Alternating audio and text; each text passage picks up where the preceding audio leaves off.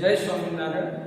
શ્રી સ્વામિનારાયણ વિદ્યાસાગર સ્કૂલના ઓનલાઈન શિક્ષણમાં આપ સૌ વિદ્યાર્થી મિત્રોનું હાર્દિક સ્વાગત કરું છું.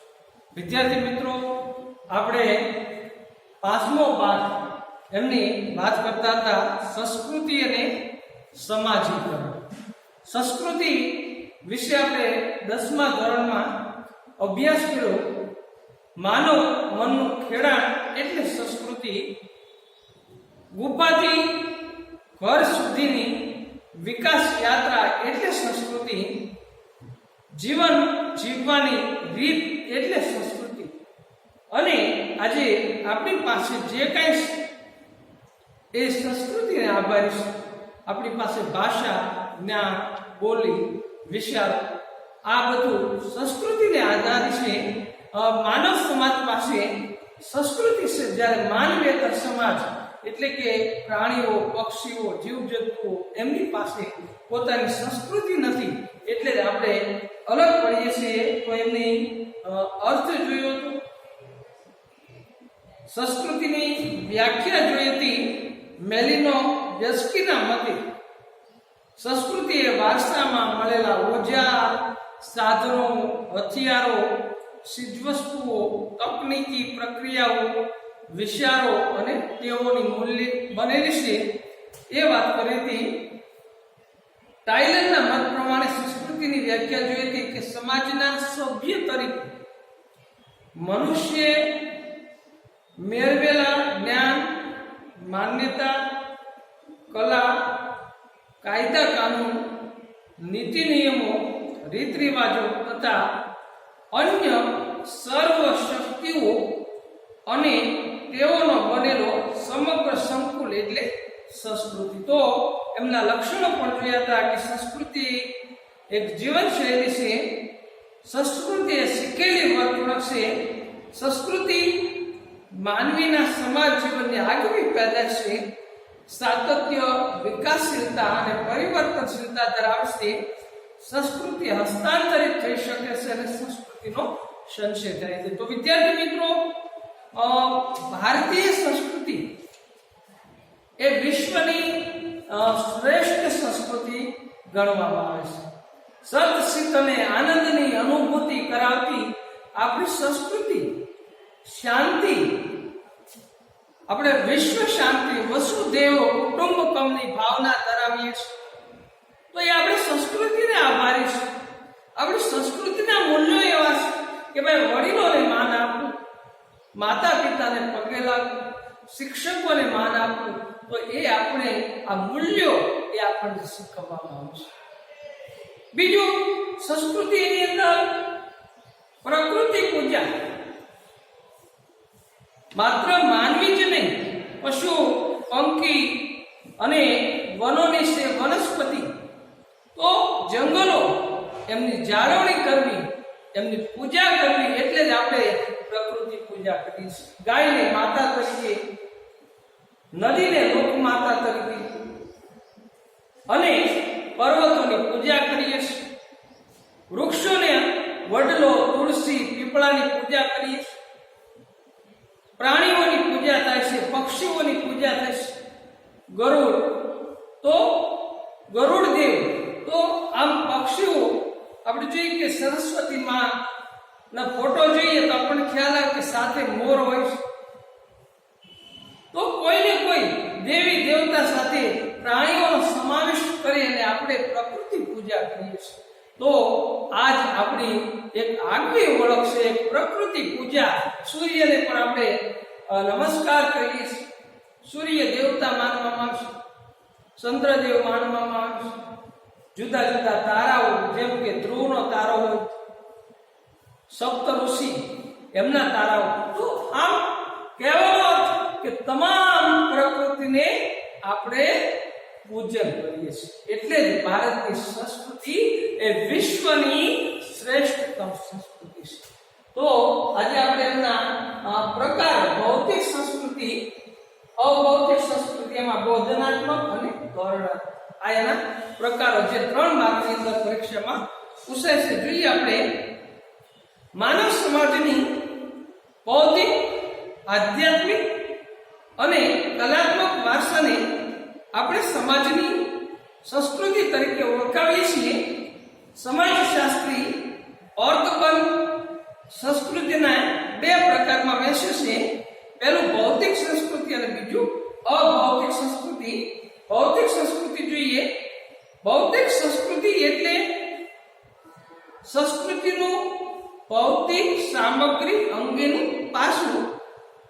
જે પદાર્થોને આપણે જોઈ સ્પર્શી શકીએ છીએ એ બધી ભૌતિક સંસ્કૃતિ છે. જે પદાર્થોને જોઈ શકીએ, જેમ કે આ ટેબલ છે, આ બ્લેકબોર્ડ છે, આ પંખો છે, આ લાઇટ છે, આ બેગ છે, તો એને જોઈ શકીએ, સ્પર્શી શકીએ. એ તમામ એ ભૌતિક સંસ્કૃતિ છે. માનવીએ પોતાની જરૂરિયાતની પૂર્તિ માટે સભ્યતાના પ્રારંભથી ભૌતિક વસ્તુનું ઉત્પાદન કર્યું છે. સમાજશાસ્ત્રી રોબર્ટ બસ્ટીડ ભૌતિક સામગ્રીમાં યંત્રો, સાધનો, વાસણો, મકાનો, માર્ગો, પુલ, કલાકૃતિ, વસ્ત્રો, વાહનો, રાસરસીલું, ખાદ્ય સામગ્રી, દવાઓ વગેરેનો સમાવેશ કર્યો છે. માનવીના અસ્તિત્વમાં આ બધી ભૌતિક સામગ્રી મહત્વનો ભાગ ભજવે છે. તો વિદ્યાર્થી મિત્રો, જેને સ્પર્શી શકાય એ તમામ પદાર્થોને આપણે ભૌતિક સંસ્કૃતિ કહીએ છીએ. એમાં આપણે જોયું કે યંત્રો, સાધનો, વાસણો, મકાનો, માર્ગો, પુલ, કલાકૃતિ, વસ્ત્રો, વાહનો, રાસરસીલું, ખાદ્ય સામગ્રી, દવાઓ વગેરેનો સમાવેશ કર્યો છે. માનવીના અસ્તિત્વમાં આ બધી ભૌતિક સામગ્રી મહત્વનો ભાગ ભજવે છે. આ સામગ્રી પ્રાપ્ત કરવા માનવી પ્રયત્નો કરે છે. આ પ્રયત્નોને કારણે બીજા માનવીઓ સાથે તેના સંબંધો મજબૂત બને છે. તો આ ભૌતિક વસ્તુ મેળવવા માટે માનવી સતત પ્રયત્ન કરે છે અને પ્રયત્નને અંતે માનવીને બીજા લોકોની જરૂર પડે છે અને એના લીધે સામાજિક સંબંધો વધુ ગાઢ થાય છે. તો વિદ્યાર્થી મિત્રો, ભૌતિક સંસ્કૃતિથી ત્યાર પછી બીજો ભાગ છે અભૌતિક સંસ્કૃતિ. કોને કહેવાય આપણે જોઈએ.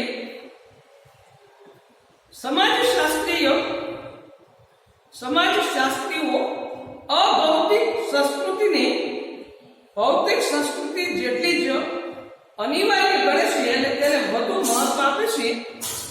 અભૌતિક સંસ્કૃતિ એ એવા તત્વોની બનેલી છે જેમને ભૌતિક અસ્તિત્વ હોતું નથી.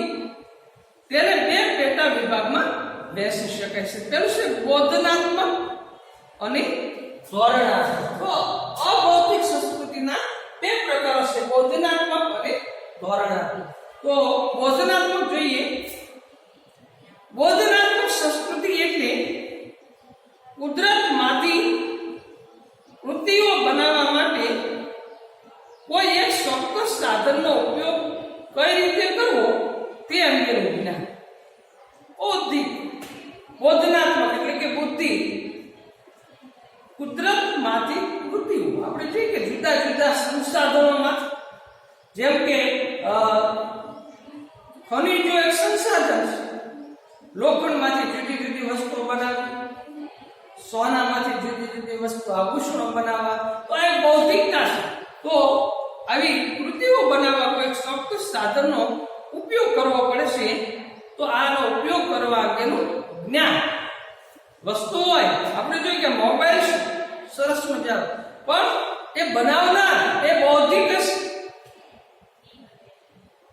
ઘણાને તો મોબાઈલનો ઉપયોગ કેમ કરવો એ ખબર હોતી નથી.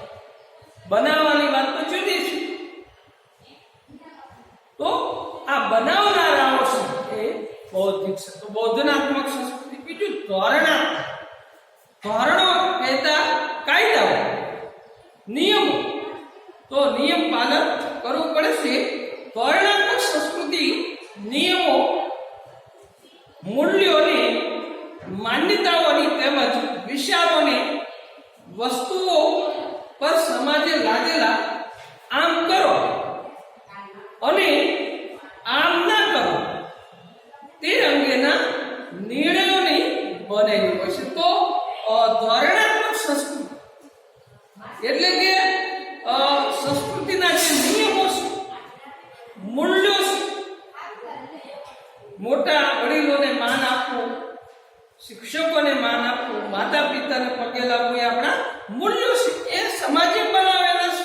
તો ધોરણાત્મક સંસ્કૃતિમાં નિયમો, મૂલ્યો અને માન્યતાઓ તેમજ વિચારોને વસ્તુઓ પર સમાજે લાદેલા આમ કરો અને આમ ન કરો અંગેના નિર્ણય બનેલી હોય છે. લોકરીતિઓ, રૂઢિઓ,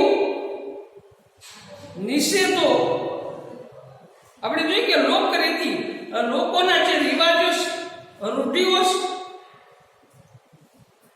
રિવાજ જ્યારે સ્થિર થાય ત્યારે રૂઢિ બની જાય છે. નિષેધો એટલે કે અમુક નિયમો, અમુક પ્રતિબંધ હોય છે, કાયદાઓ વગેરેના કેટલાક અગત્યના ધોરણો છે. લોકરીતિઓ એટલે કે સમાજે સાહજિક રીતે સ્વીકારેલી અને સમાજમાં ચલણી બની ગયેલી વર્તન વ્યવહારની પદ્ધતિ. દાખલા તરીકે કોઈને આવકાર આપવા માટે તેની સાથે હસ્તધૂનન કરવું.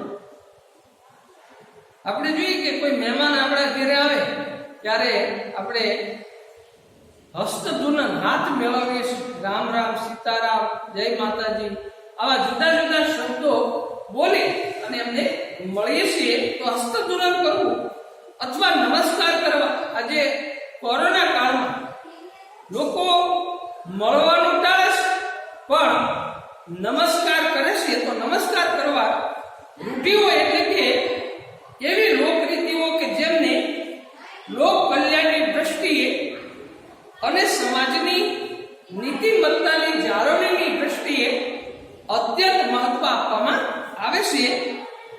દાખલા તરીકે ભાઈ બહેનના લગ્નને અનૈતિક ગણવાનું ધોરણ સમાજે સ્વીકારેલી રૂઢિ છે. આપણે જોઈએ કે લગ્ન રક્ત સંબંધો એટલે કે જે લોહીના સંબંધો વાળા વ્યક્તિઓ વચ્ચે લગ્ન થતા નથી. અહીંયા ઉદાહરણ આપ્યું કે ભાઈ બહેનના લગ્ન થઈ શકતા નથી કેમ કે એ સમાજે સ્વીકારેલી રૂઢિ છે.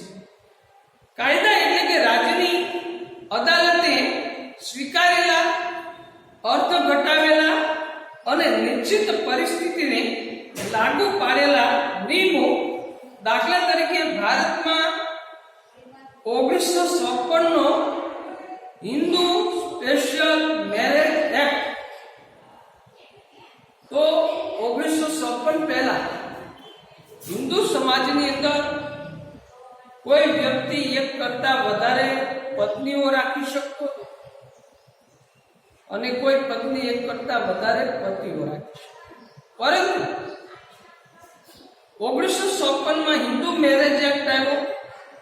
હિન્દુ સમાજની અંદર એક સાથી લગ્ન એટલે કે એક યુવક એક જ પત્ની રાખી શકે. તો આ સ્પેશિયલ મેરેજ એક્ટ મિલકત અંગેનો કાયદો.